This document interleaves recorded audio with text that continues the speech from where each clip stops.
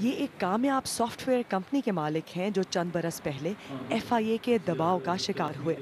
غلط معلومات ملنے پر ایف آئی اے نے قومی سیکیورٹی کے نام پر ان کے دفتر پر چھاپا مارا، لیکن چند ہی دن میں ان کی بے گناہی ثابت ہو گئی، مگر وہ 2 دن ان کے لیے کسی عذاب سے کم نہ تھے۔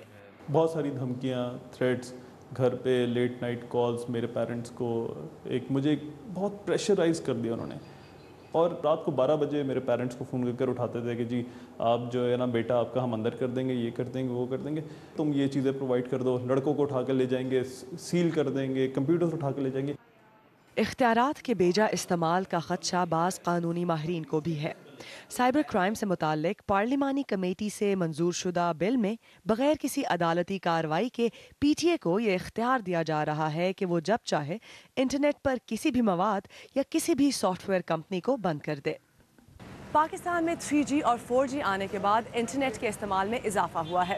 انٹرنیشنل ٹیلی کمیونیکیشن یونین کے مطابق پاکستان میں 10.4% سے زیادہ تر آبادی کے پاس انٹرنیٹ کی سہولت موجود ہے، اور سماجی کارکنوں کا کہنا ہے کہ سائبر کرائم سے متعلق اس نئی قانون سازی سے خدشہ ہے کہ بیشتر پاکستانیوں کے بنیادی حقوق پامال ہوں گے۔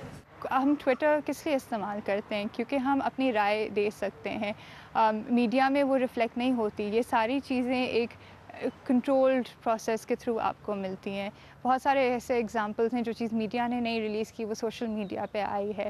تو اس طرح کی ساری چیزیں ایک کر کے وہ بند ہونا شروع ہو جائیں گی، جو in the interest of public interest, transparency وغیرہ، یہ جو ساری تمام چیزیں ہوتی ہیں، وہ ان کو اختیار مل جائے گا کہ اگر یا تو کسی نے کمپلین کر دی یا پی ٹی اے کو خود لگا تو وہ بند کر دیں گے۔